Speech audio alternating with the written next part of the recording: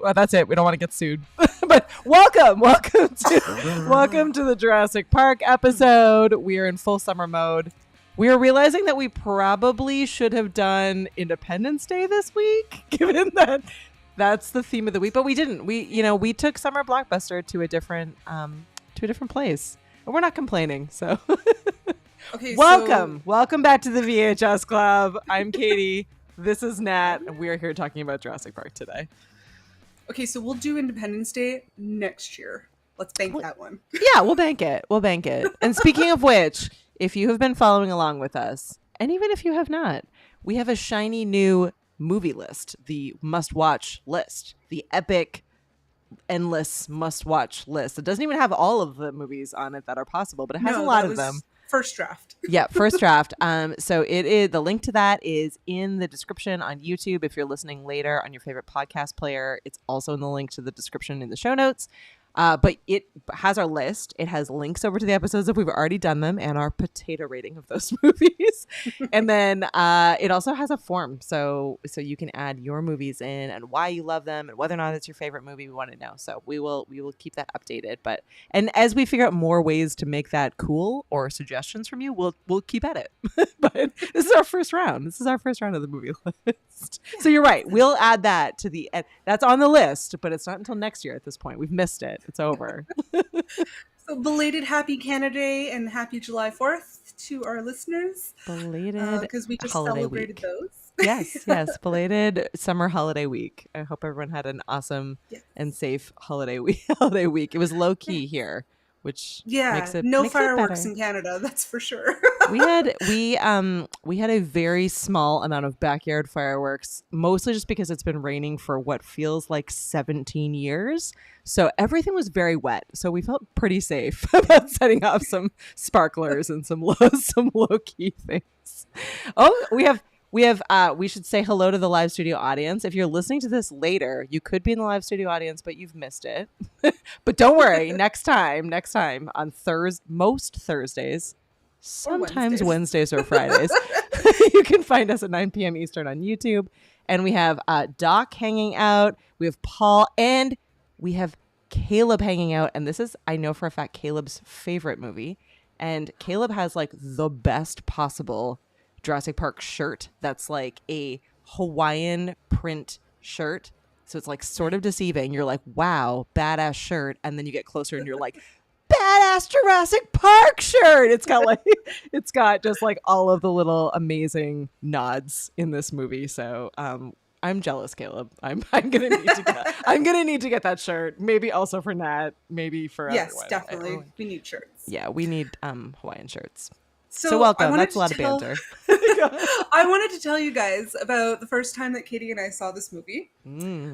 We went to the theaters. Her dad took us and one of our neighbors, Andrea, who was a couple years younger than us, to go see this movie.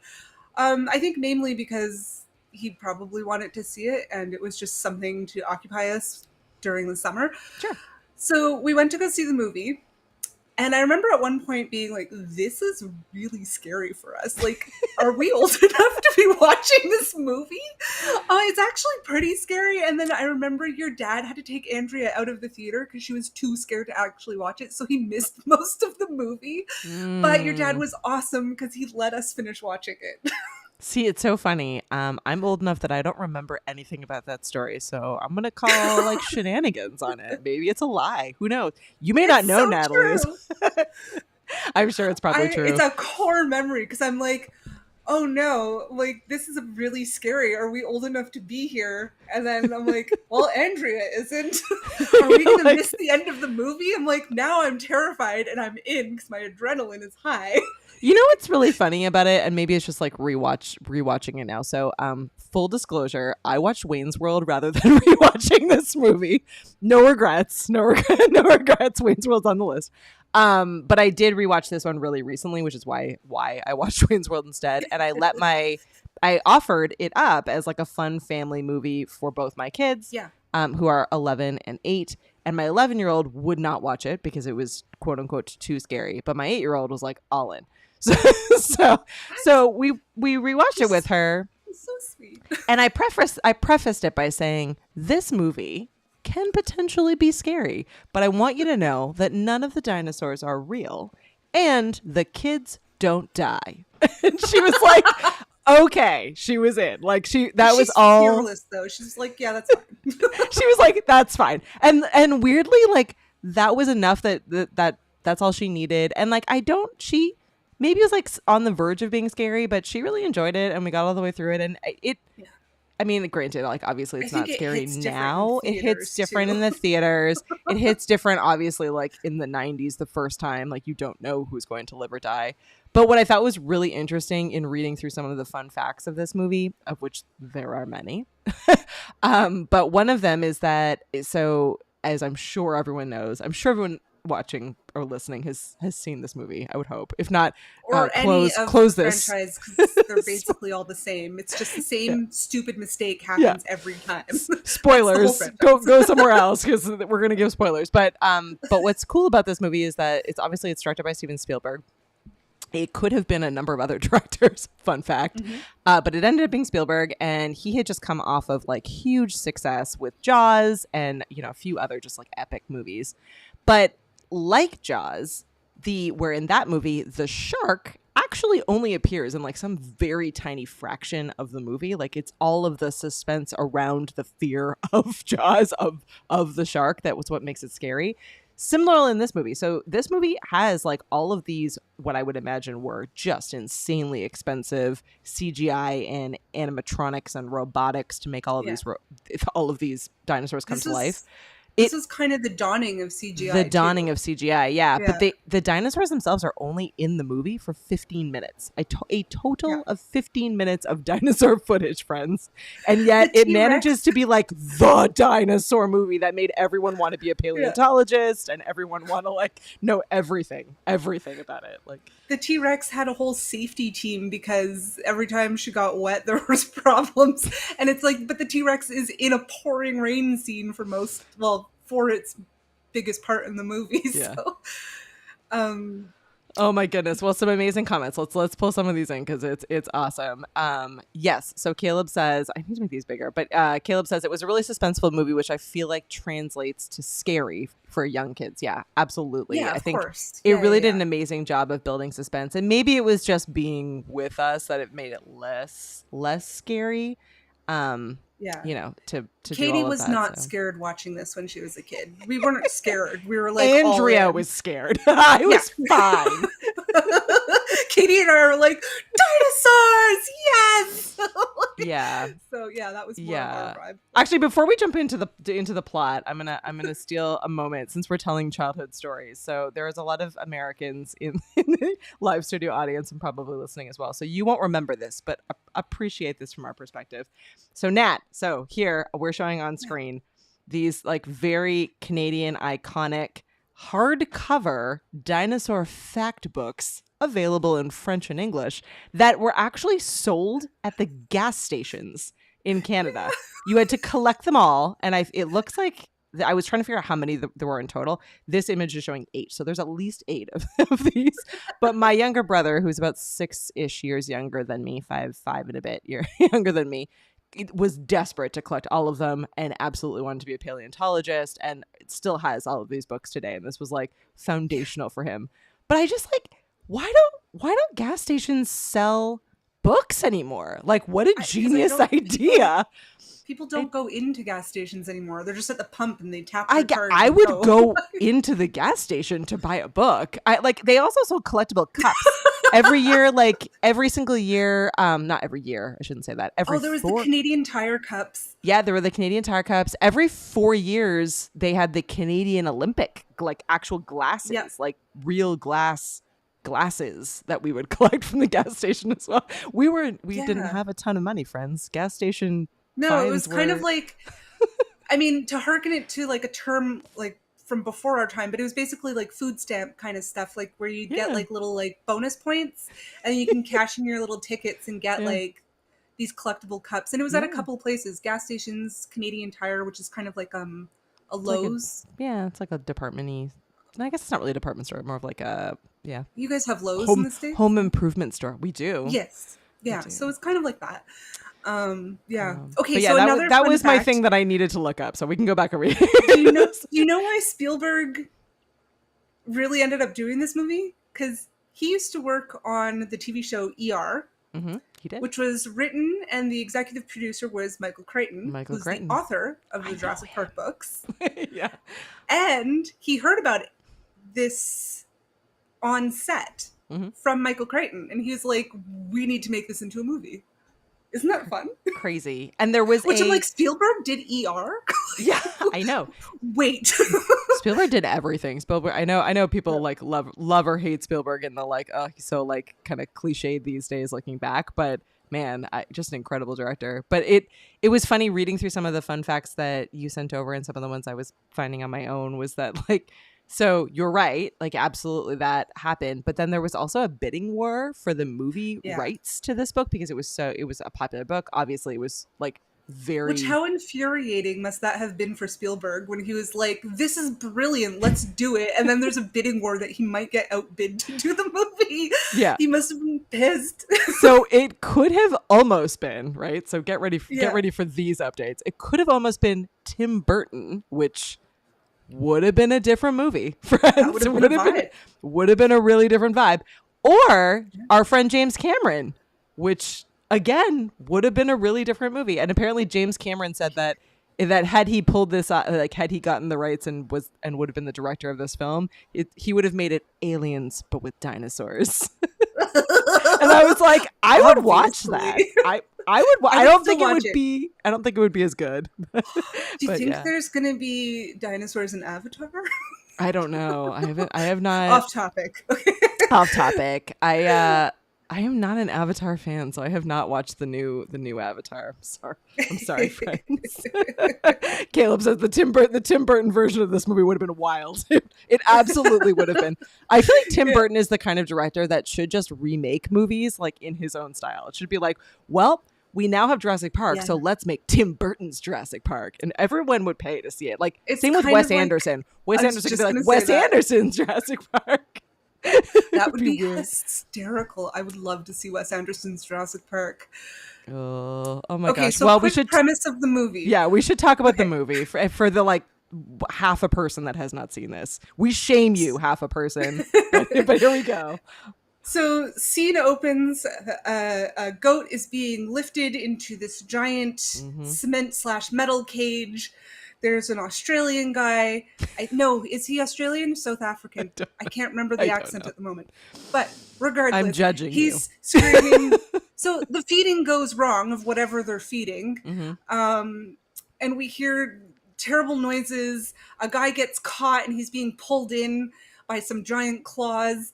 And he yells, "Shoot her!" Which that's my favorite line in the movie because we scream it when we're watching hockey. That's your favorite line in the movie? That's incredible. Yeah, we use it when we're watching hockey. When we want them to score, we're like, "Shoot her!" I love it. About the players in the net, you know? So then it flashes to these two paleontologists on a dig, and their sight gets interrupted by this eccentric rich man who actually they find out is the man who funded their research project. And he's like, "I need to borrow you guys from your site." And they're like, "We can't leave today." And he's like, "I'll pay for your next 3 years of digs." And they're like, "All right, let's go." They don't know where they're going. They meet the delectable Jeff Goldblum slash scientist Ian on the plane, and they're helicoptering to this tropical island. Hawaii. And they quickly find out. I'm like distracted by Jeff Goldblum. They quickly find out that this man, this eccentric rich man, and he has a team of scientists, have figured out how to recreate dinosaurs through ancient DNA that from mosquitoes who are trapped in tree sap. And they would extract the DNA. Yeah. Yes, amber. Yeah. They would extract the DNA and make dinosaurs. A great scene. They're driving in these jeeps through these beautiful like hills. There's a volcano in the background. It's just gorgeous. And the Ellie, who is a paleontologist but focuses on plant life, historical plant life, and she's looking at this leaf and she's like, this is impossible. These haven't been around for millennia.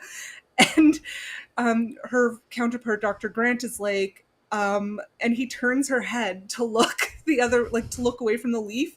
And it's now a meme that a lot of people are rediscovering, but the shock on their face when they see the dinosaurs walking and eating, and it's beautiful. Just such a beautiful scene. And then Dr. Hammond famously says, not quite his last words, but they may as well have been, he's like, welcome to Jurassic Park. Jurassic Park. And basically shortly thereafter, everything goes wrong because of corporate espionage, actually. Newman from Seinfeld is being paid something like $50 million to steal the embryos of all the dinosaurs they're making. And that goes terribly wrong.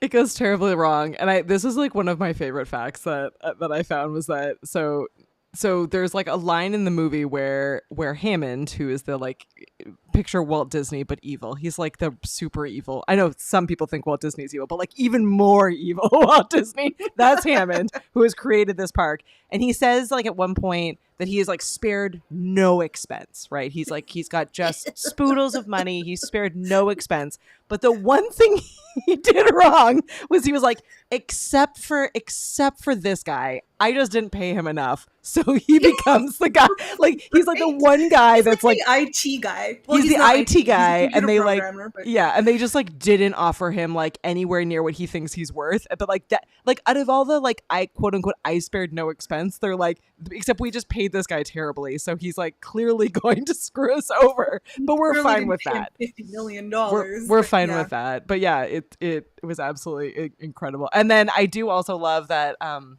supposedly the like iconic image from this movie of like a mosquito trapped in this like, you know, tree sap amber golden thing, which is like, you know, everyone was like, oh, it's so cool, like, oh my gosh, could this happen in real life, like all the debates that sparked from it.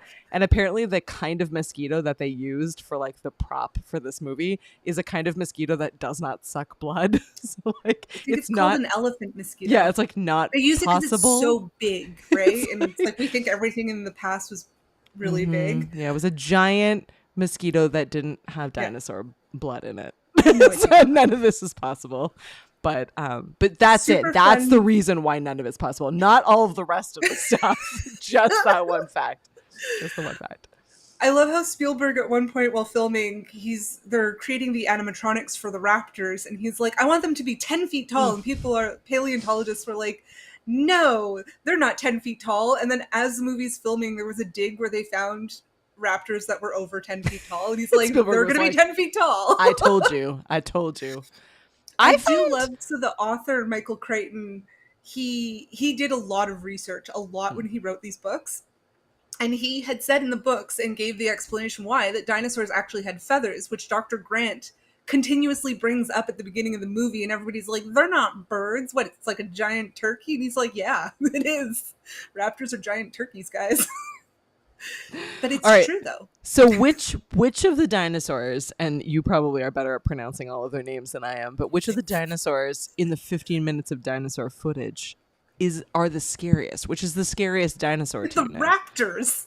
They're too smart. Like at the beginning of the movie when Grant is like, oh my god, there's Brachiosaurus like triceratops, whatever. And and then what's his name Hammond says like, oh, and we have a T-Rex, and he's like, a T-Rex, amazing, and he's all excited and not at all concerned about the T-Rex. But when later he says, oh, and there's raptors, he's like, we're all doomed. As soon We're as he all mentioned going to raptors, die. like, that's it, this is going bad. I agree. I think that the raptors are like the scariest, or are meant to be the scariest, and I don't remember the name of it. Caleb and Doc and Paul will correct me, because that's what live fact checking is all about. But the ones that have the creepy, that one, no. the creepy like frills around them, and I feel like it's like Diphthalosaurus. I said that totally wrong, but someone can laugh at me later. It's for the comedy. But they have these kind of things, and they spit, and they make this like really creepy sound. And for a while, one of my first years of a university, I was living in dorm in the middle of nowhere, rural Saskatchewan, which is like crazy. And next to us was an emu farm. And I kid you not, the sound of emus really sounds like dinosaurs from Jurassic Park. And for a very long time, although not having been afraid of the movie, was pretty afraid to sleep at night next to the emu farm because of the sounds. And I think they sound like that one specific dinosaur, because they kind of make this like creepy sound as they're hiding in the woods, and then they like come up and then again, of all of the hilariousness of how, you know, quote unquote scary that one particular dinosaur is, that's not even actually a dinosaur, because the frill and the spitting is not. It was all just made up to make it scarier, like the 10-foot. Yeah. Oh, Caleb's got it. All right, so it's the Dilphosaurus. The Dilphosaurus. I remember when we first watched this movie, we thought they were the cutest little things, the compis. Oh yeah, they are creepy. Shortened name. They're creepy, but they are so cute. They're like little lizards running around. Well, I mean, they are little lizards running around. Oh no, hang on. Where are we? I made us go away. I'm sorry. One sec. For the listeners, we disappeared off of our live podcast. We're here. I was trying to make. I hit a button. I was trying to make Caleb's comment bigger so that I could read it better, because I'm old. And it didn't work. Another scene I love in it. So one of the computer programmers or coders at Jurassic Park is Sam Jackson, mm-hmm. And there's this one scene where he's trying to. So Newman, he's disappeared. I love that we're calling him Newman. It just makes me happy. Do continue. I mean, we did then too. I mean, I don't think I ever registered in my little gray cells what his character's name was. It was Newman even when we were watching this. So thank you, Seinfeld. So he's dead. They don't know that. They're trying to get into his computer to reboot the system, because he shut off some electric gates which keep the dinosaurs away from the murdering people. He shut it off so he can go and smuggle out some embryos. Yeah. Thinking I'd be back in like 10 to 20 minutes. No, he wasn't. You died. So Sam Jackson's trying to figure out how to get into the system. And if you watch it carefully, his cigarette is different lengths throughout that whole scene. It's like, because they keep cutting, and then every time you go back to it, it's completely different length, or there's like a lot of ash on it or none. It's like, oh, I love that. That was so funny. Which Sam Jackson is like an angry computer coder is pretty awesome. It's pretty amazing. Yeah. Yeah. Yeah, so everything goes horribly wrong, as Nat said. And there are dinosaurs everywhere, and they're all out of their gates. And you have these like paleontologists and kids that are, you know, along for the ride. And Jeff Goldblum, who's just incredible in this entire movie. He's a scientist. He's my favorite, because I feel like Jeff Goldblum is my inner monologue, but he says things out loud. And I just vibe with everything that he says. He's like snarky but likable, and I really enjoy him. Supposed to be kind of like icky, kind of. Yeah, he wasn't for me. It's not. Like, I don't know how Ellie like did not succumb to his charm, because he kept hitting on her the whole time, and kind of jokingly, just I guess to lighten the horrific mood. Yeah. but so there's a scene, like one of the most famous scenes. So they're waiting. There's the power gone out, and there's these Jeeps on tracks, and it's electric. And these Jeeps roll on this electric track through the park as a tour. Jurassic Park. But the power got cut. So it stops on the track, and they're waiting there. They're sitting. There's two Jeeps, one with the kids and one with Dr. Grant and Ian, and they're kind of waiting to see what's going on.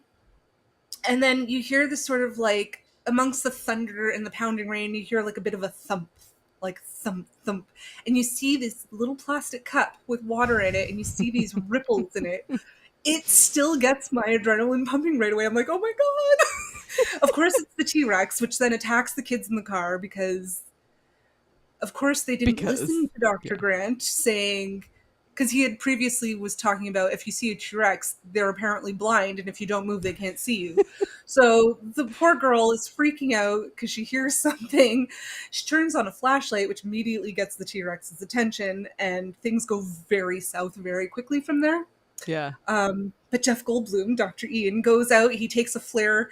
He runs out to go and distract the dinosaur from the kids so Grant can go and save them, which super fun. That wasn't in the script. Jeff Goldblum is like, no, Dr. Ian is a bit more of a hero than you're letting him off in the script, so we're going to do it this way. And they're like, yeah, great. Yeah. He just owned it. Yeah, so later in the movie, so of course everything goes wrong. Ian gets tossed around by the T-Rex. The kids, the Jeep, Dr. Grant all get tossed over the wall of the electric fence into basically the animal pen of carnivorous dinosaurs. And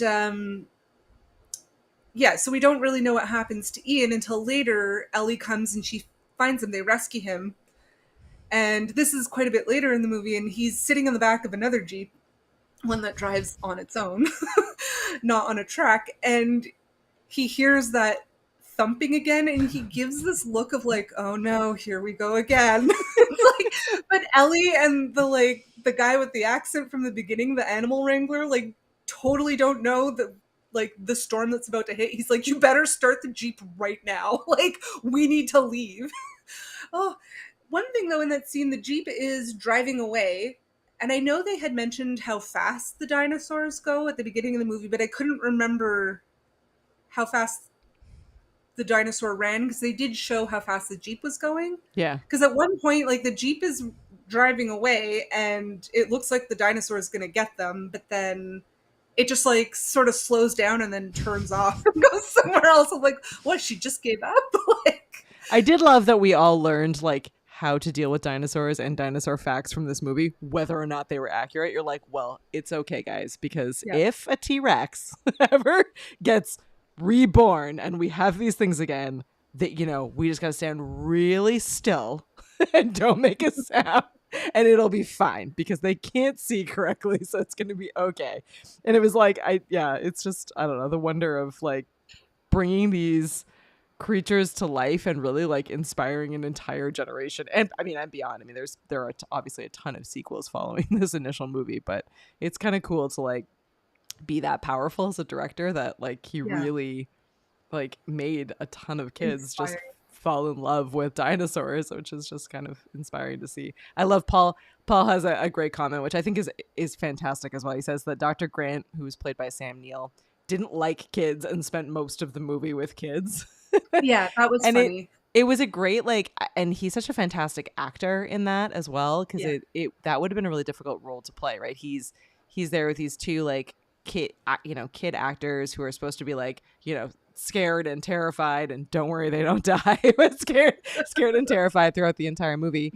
And he somehow he has to be like inspired by the fact that there are dinosaurs because he's a paleontologist, and also like trying to keep these kids safe, and also he doesn't like kids, so he's like slightly frustrated by the entire situation, and he comes across as like really like very likable. There were a ton of like every movie, I feel like we say this every time we do a review, but it's always amazing reading through the list of other actors that were like asked to be in these roles or who auditioned for these roles.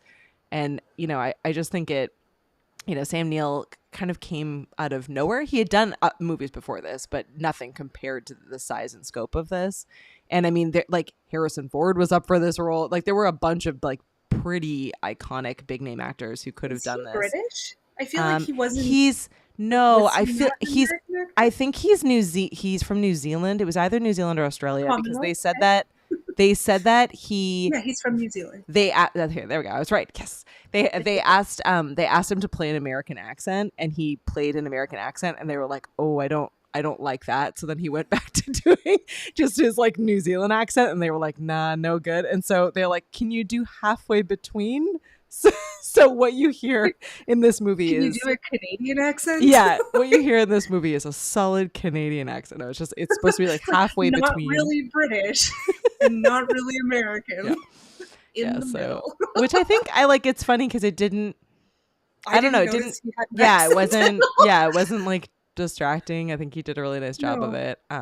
American Friends, maybe you think that it was really noticeable, but yeah, I think he did a really nice job with this. It was again just like a really brilliant cast, obviously like an incredible plot, and mostly just in the suspense of it all. Like I think really being able to build this world that like almost seems possible. Like it was crazy enough that A lot of science in it, like a they lot really of science do. in it. They had actual paleontologists on staff throughout the entire movie, so like they did their best. There were certainly some mistakes along the way, but they did their best to really be able to like to bring this movie to life in a way that felt as authentic as possible. Like certainly as kids, we were like, "Wow, this could be possible," and even like rewatching it as an adult, you're like, "Could be possible." Like it feels Dumb enough to do believable. this.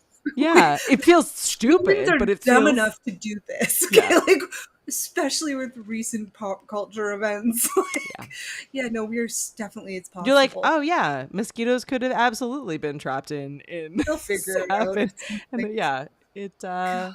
And yeah, for sure they would totally make it into a theme park, and everything would totally go horribly wrong, and like it just it feels, I don't know, it feels very I love believable. also how the movie very early, like immediately builds sort of these interpersonal relationships. Like we see Grant and Ellie are in a relationship, and she really wants kids and he really hates kids, and that's like a thing they're working on. And it's like we see that Dr. Ian is like, he seems like such a flake, but he's not. He's actually a brilliant scientist. Like he called it right at the beginning. He's like, this is gonna go bad. He's the cynic. Yeah, he's like, nah, bad call.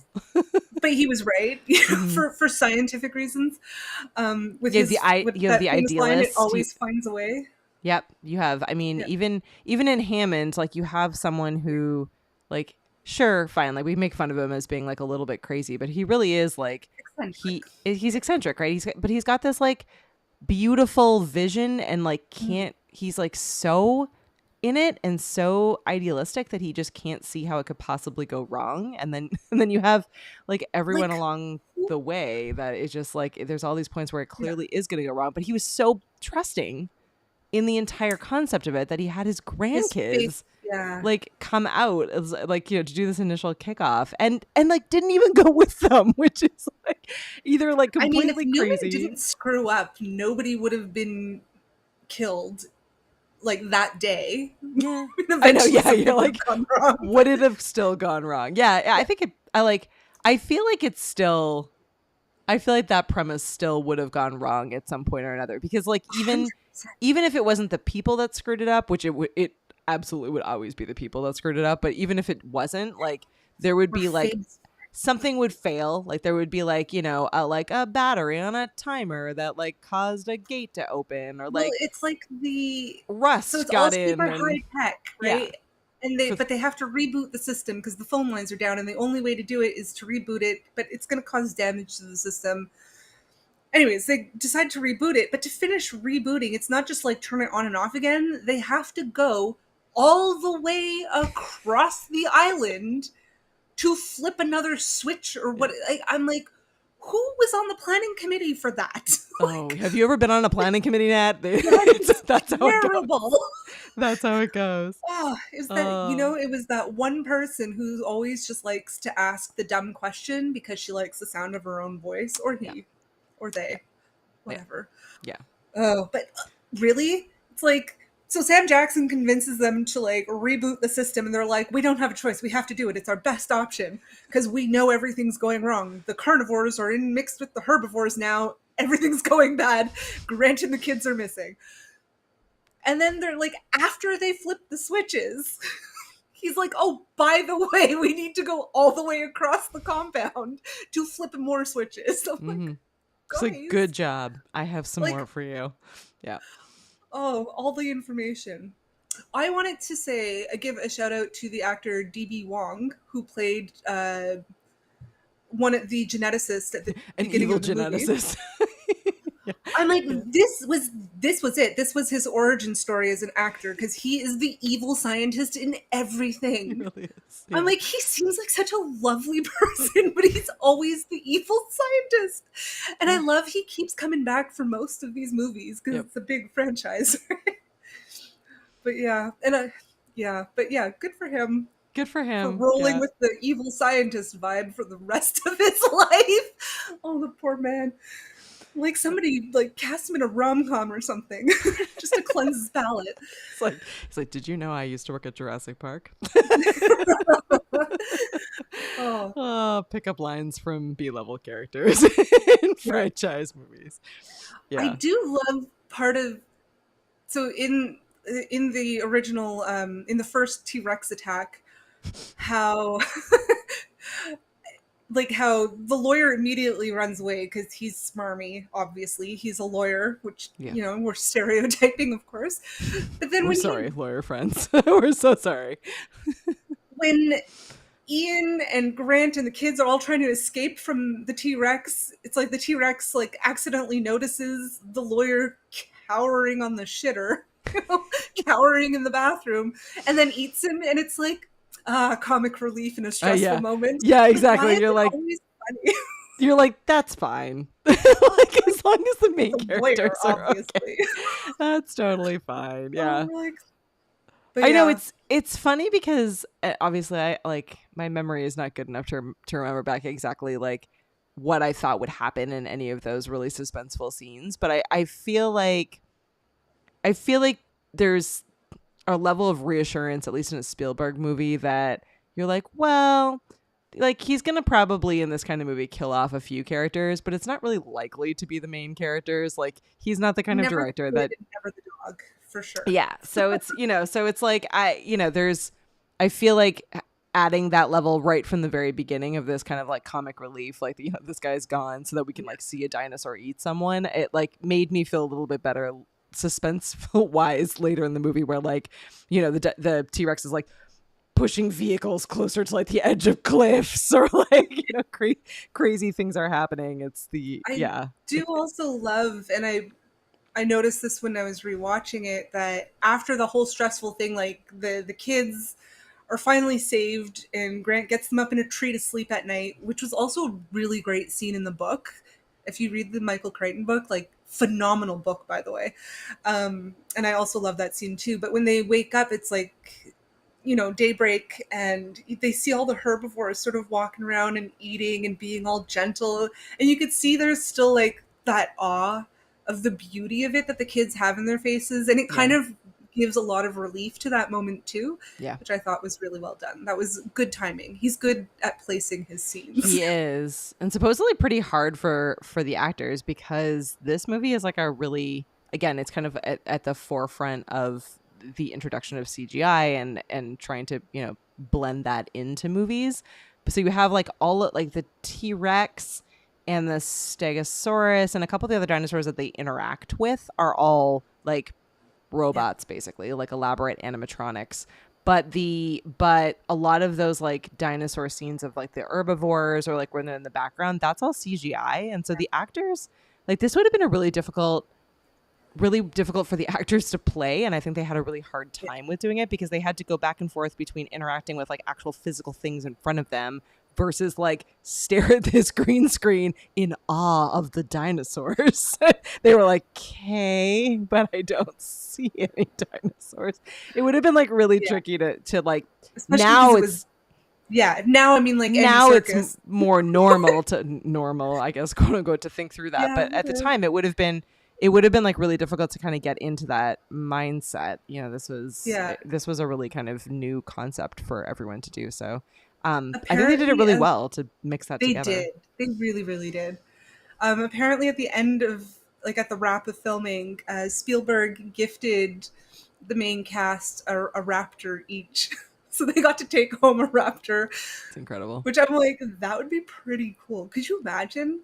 Yes. I would Yeah. totally put a raptor in my house. 100%. How high are my ceilings? Yeah, I know. he Yeah. fit. They're 10 feet. Yeah. My old house wouldn't have been able to handle it, but this house can. I feel good about it. Yeah. Yeah, no, it would be amazing. Oh my I thought that was gosh. really sweet too, because I mean, like, that's out of his budget. And apparently, the T Rex from this movie in 1993 is the same T Rex throughout the whole series. Yeah. You can tell by the They still scar. use the original animatronics. So Yeah. Which is hilarious because it gave them like a ton of trouble. Like it was constantly breaking down and there was like issues with all kinds of things. you can't And change the look now. exactly. And so this takes us back to at least to Romeo and Juliet. And I feel like there was another movie as well. But so this movie was filmed in Hawaii and there was a huge hurricane because obviously. So there are a number of scenes in this movie that are like actually a hurricane hitting. And then they had to evacuate, so they actually had to leave, and they finished filming at Universal. So they were like, "All done. We're gonna get out of here." So it's interesting how many movies that like you wouldn't think of were affected by like just horrible like weather or like natural disasters, I guess, and and how that affects the movie. Like there are a number of these scenes where it feels like really realistic because it's really realistic of this like just crazy storm I loved slamming into the them. scene with the storm where Dr. Ian and Ellie and the Wrangler are like driving away, like running away from the T-Rex. And when they realize they're a safe distance and can take a breath, and Ian's like, well, this would be quite a ride.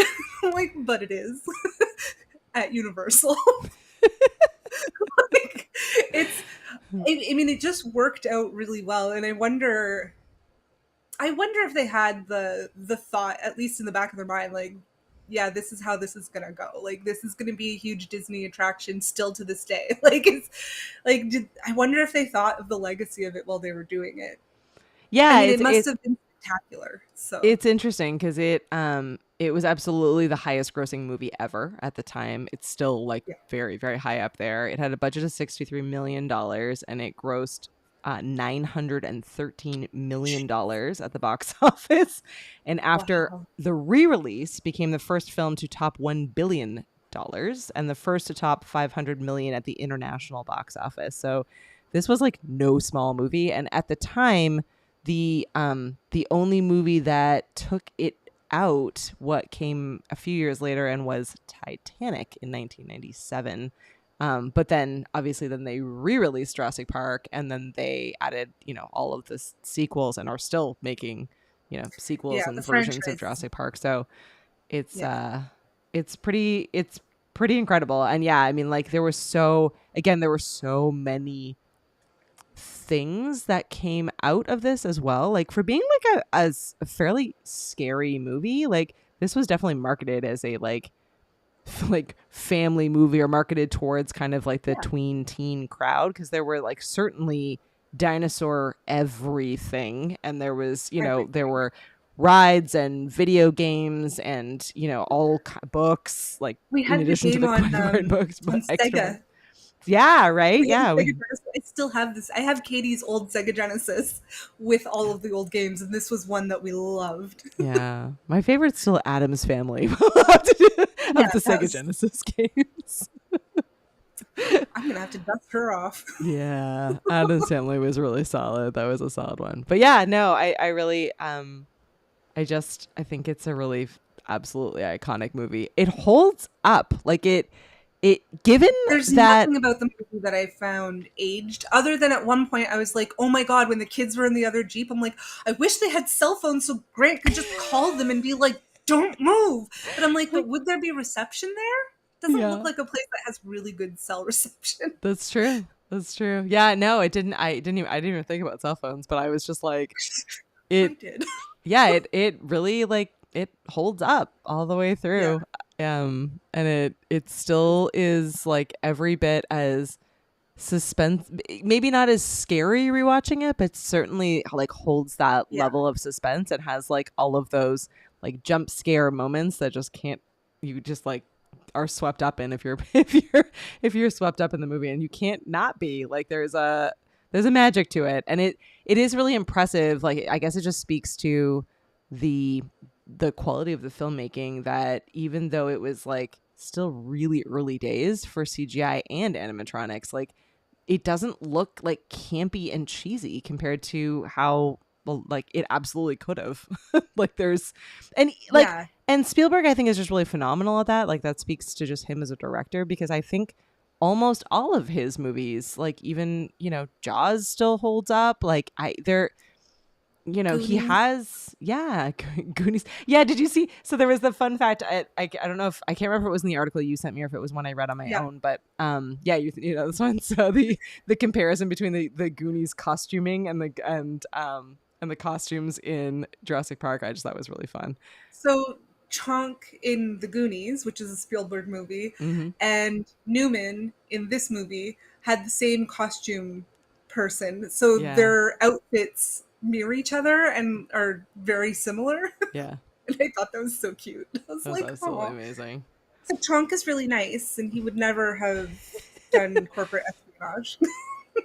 He never would have. Yeah, he never would have. Another fun thing that I saw was the girl that played Lex, Ariana Richards, I think her name is, and she got hired based on her scream. She had such a good scream that they're like, "You got the job."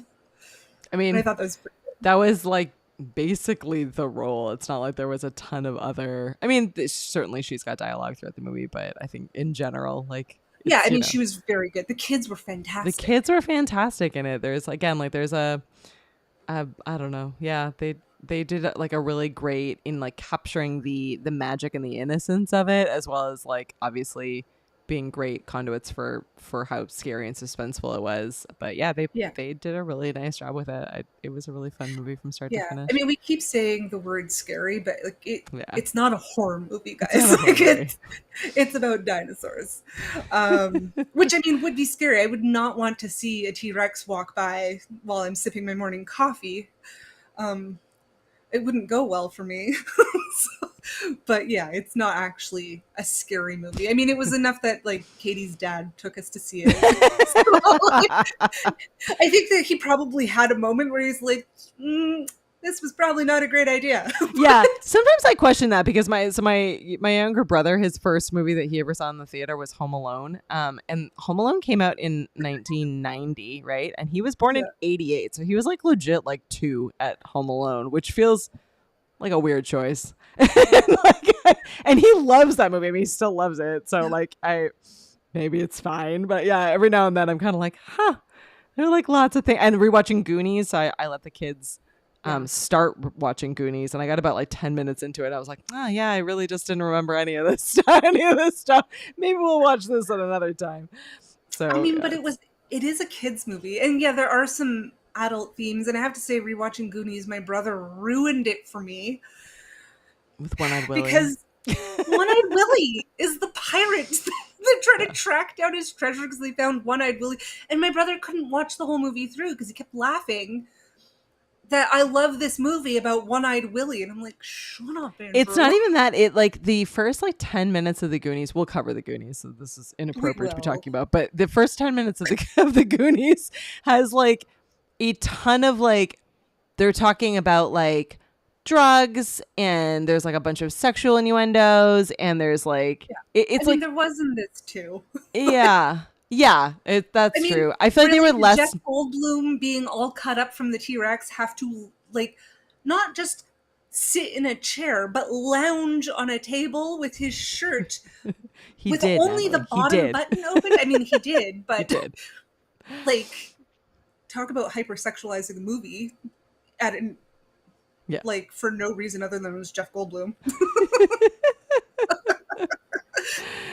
Oh my goodness, I am loving watching everyone in the comments talking about. I had seen somebody mentioned when they said, instead of saying animatronics, I think it was a lawyer said autoerotic. Yeah, autoerotic. Like, again, sneaking in adult jokes in a kids movie. It's a thing.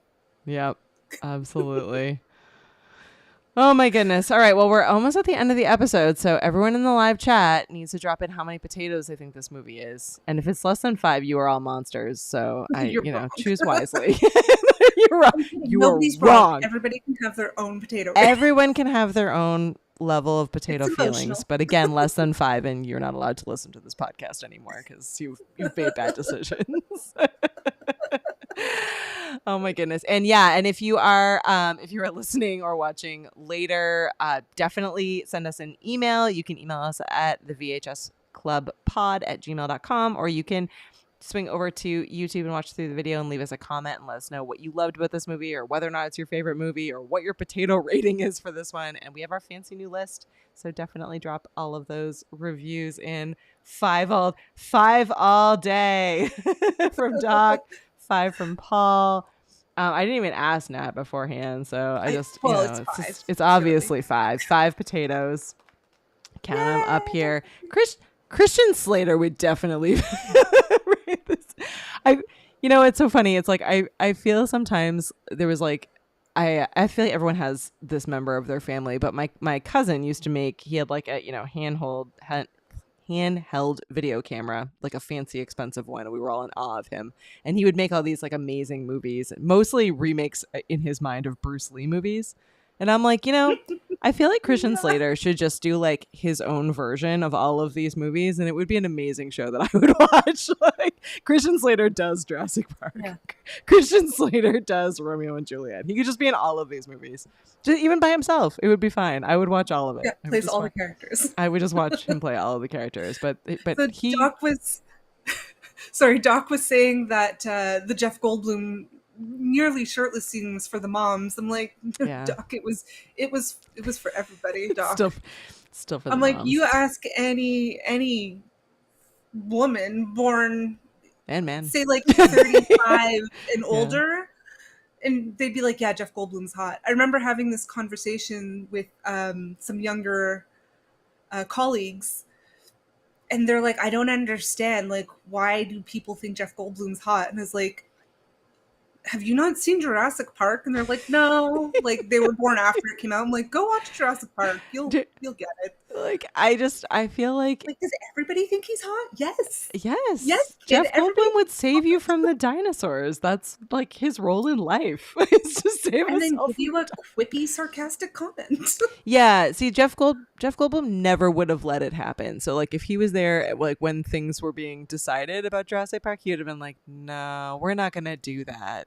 And everything would have been fine. Everything would have just been amazing. I'm laughing because Paul is sad that there are only 3 likes on our video, which just makes us all sad. We're not going to keep doing this podcast if there's only 3 likes, but Doc said that obviously our raptor ate them, so that makes sense. That's what I love that Caleb said it was a gift before they even knew it was one that they needed. Jeff Goldblum is a gift for us all. I know. Maybe like, just go back and watch old movies, guys. You'll know. I know. Maybe we need like we'll expand the podcast. We'll have like our Christian Tater rating system, but we could have like a what does Jeff Goldblum think of this movie section, or we could just make up what we think Jeff Goldblum thinks. I feel like he would have like snarky, sarcastic feelings for all of these movies, where he could just be like, I don't know, something fun. We can have on. He really did carry the Jurassic Park franchise through. I think it is. I have to say, was it the second or the third one where there's a scene with an RV hanging off a cliff or something? I can't remember. Maybe that's what I was thinking of with the RV. There was a car on the edge of the cliff for this first one, wasn't there, or no? Yes, there was. Oh, okay, good. I watched them back to back. I'm talking about like a whole actual camper van. Yeah. I remember it, but I don't remember what. And I remember thinking, I'm like, if Jeff Goldblum wasn't in this movie, it would not be watchable. Yeah. But then I read the books, and again, the book was so good. I think it was the second one, and it was such an amazing book. But then they kind of leaned in for the third movie. I think that's where the dinosaur gets to LA, and they lean into the camp a little more for that, which is good. Yeah. The dog makes it, guys. The dog lives. There's no bad one. You can fight me on it. All the Jurassic Park movies. And that's it. When they rebooted the franchise a few years back, I was like, okay. And then, of course, I'm like, okay, well, we're going to go see it 3D IMAX surround sound opening night. just because. Like, even if it's bad, there's dinosaurs, right? Yeah. And it was great. It was great. It holds up. I mean, it didn't have enough Jeff Goldblum for me, but you know, it held, no Jeff Goldblum, Katie. That was my one big complaint about the first one. I was like, tisk. Life finds a way. Oh my goodness. Yes. Well, now I need to go and watch all of the other ones because I think I'm one behind. I don't think I've seen the newest one. Same. So Same. might have to be a live watching party, but yeah. Do people have a favorite? I mean, I feel like the first should be everyone's favorite, but some of the other ones hold up pretty strong. Like Lost World was a pretty good. Yeah, the reboot was good. And I found what they did smartly was they put a lot of like Easter eggs for fans to the original. Mm-hmm. It's like one of the coders was wearing an original merchandise Jurassic Park shirt. And they had like lots of little things like that. They had Jimmy Buffett with 2 margaritas. It was good. It was really well done. But this one's still my favorite. This one's still the best. I think this one is still my favorite, and then 2, which I think is the Lost World. I think is Caleb says I like them in this order. I would agree, with the exception of I think the reboots are better than the third, but I need to go back and rewatch the third to make that statement accurately. Yeah, I'd have to rewatch again. I think it's the second one that threw me because this one was so good, and it like each character had an important, like you cared about the characters. The characters were all important to you right off the bat. Again, great interpersonal, relationships given to us at the beginning of this movie. And then in the second one, it was a little more like raw dinosaurs action movie, and I was like, oh right, and we'll throw in like a little heartwarming story about the kid that Jeff Goldblum never knew he had. Like, I love it. Like no point are any of us like it's like, but why are there still dinosaurs? Like it's just like I love even in the like I did think that, but then I was like, but there's motherfucking dinosaurs, so who cares? I did like in the reboot where they're just like, this feels like a bad idea, and all of us were just like, this is a bad idea. That like we've been here and this is still a bad idea. This is not a good idea. But is it at the end of this movie? This was in one of the fun facts. There's mud on the Jeep because it got caught under a mudslide, and you see as they're like flying away or about to run to the helicopter, you see the Jeep, and the logo for Jurassic Park says your ass. Park? Yeah, your ass park. Yeah, which I thought was really funny, like to Solid. be like, yeah, like this was a dumb idea, a dumbass idea. And I like when movie makers put stuff like that in, like so they're in on fun, the joke. so many fun Easter eggs. Well, there you have it. Jurassic Park, amazing movie, dumbass idea. No one actually do this in real life, but definitely watch all of these movies all the way through. Yes. And hang out with us next week and every week after. We are here Thursday nights, 9 p.m. Eastern on YouTube if you want to catch the live studio recording and get your thoughts and feedback in front of us as we are recording. Or you can watch anytime you want on YouTube, and you can listen wherever you get your favorite podcasts. We're on all of them. You can leave a review. You can interact with our new movie list and let us know what movies you like. Yes. Natalie has I think it was 142 movies on that list so far. So we're not making 48 plus the one 48. I added yesterday. I added one yesterday, guys. We're at 157 at this. No, just kidding. And Paul tells us that there are some preposterous amount, it was 15,000 or over something 15,000 movies that were made in the 90s. So this podcast goes on for forever. We'll just keep hanging out and doing movies. As Paul said, another one in the can. We're sorry to everyone who was like, what the heck? Where was Independence Day? We will watch Independence next Day. Year. We're still in summer blockbuster kick. So what are you thinking, Nat? You're the one with the schedule. Do you have thoughts for next week, or do we need to hold off and defer? I think we'll defer unless somebody has has an opinion. Email us. I just watched Wayne's World. Just saying. We could do that. I do love. Was Wayne's World SNL or SCTV? It was SNL, I believe. SNL. I had not seen it. Blur for me. I Wait, what? thought I had seen it and I had not. It was like Maybe True Lies not. all over again. This is an adventure. I've been lying to people for years. I'm like, Wayne's World. I've seen it and I had not seen it. And I also want to shout out to Doc. Thanks for helping us with the list and figuring out how all of that stuff works. I know it wasn't easy. And I'm like, I'm watching the movie, guys. Thanks for all the work you're doing. Yeah. But yeah, thank you. And yes, Doc confirmed it was SNL.